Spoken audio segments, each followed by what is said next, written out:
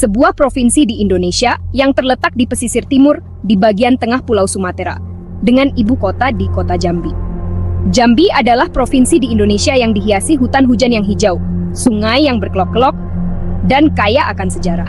Kota ini dibelah oleh Sungai Batanghari yang merupakan sungai terpanjang di Pulau Sumatera. Kedua kawasan tersebut terhubung oleh jembatan Gentala Arasi, jembatan di atas sungai di Indonesia yang memiliki kontur meliuk seperti huruf S. Jambi juga terkenal mempunyai kompleks percandian agama Hindu-Buddha terluas di Asia Tenggara, dengan luas 3.981 hektar, yang dikenal dengan nama Candi Muaro Jambi.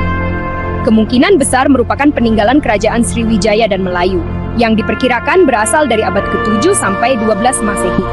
Candi Muaro Jambi merupakan kompleks candi yang terbesar dan yang paling terawat di Pulau Sumatera. Arti penting sejarah provinsi ini terukir di banyak situs arkeologinya, candi kuno, dan sisa-sisa koloni. Bergabunglah dengan kami saat kita memulai perjalanan yang menawan melalui waktu, mengungkap kisah Jambi yang menarik. Sejarah Jambi membentang kembali ke abad-abad awal Masehi, ditandai dengan munculnya kerajaan-kerajaan yang kuat. Di antara yang paling menonjol adalah Kerajaan Malayu, diyakini telah berkembang antara abad ke-7 dan ke-13.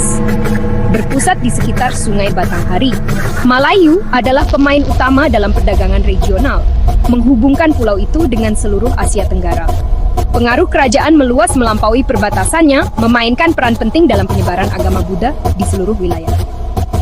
Penemuan kompleks candi kuno seperti Muaro Jambi, salah satu yang terbesar di Asia Tenggara, memberikan gambaran sekilas tentang kemegahan dan kecanggihan peradaban awal ini.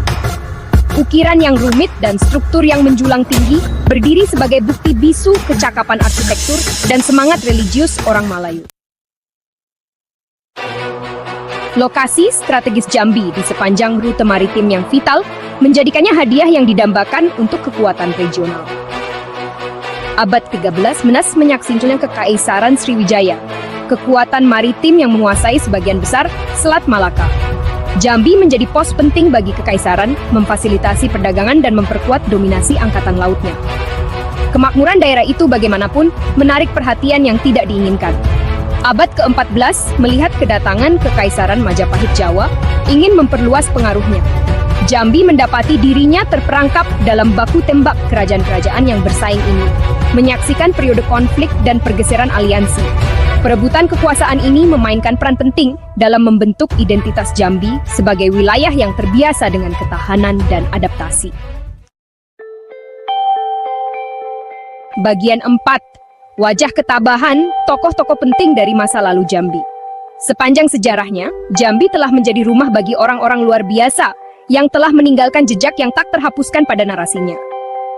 Salah satu tokoh tersebut adalah orang Kayo Hitam, seorang pemimpin abad ke-17 yang memainkan peran penting dalam melawan perambahan perusahaan Hindia Timur Belanda. Tekadnya yang tak tergoyahkan dan kecerdasan strategisnya menjadikannya simbol perlawanan terhadap pemerintahan kolonial. Tokoh penting lainnya adalah Raden Matahir, pahlawan nasional Indonesia, yang memimpin kampanye gerilya yang sengit melawan Belanda pada akhir abad ke-19.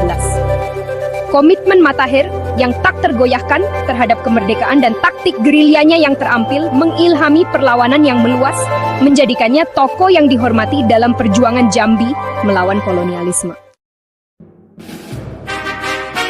Bagian 5. Gema masa lalu, menjelajahi harta karun sejarah Jambi. Makna sejarah Jambi tercermin dengan jelas dalam berbagai situs arkeologi dan struktur kunonya.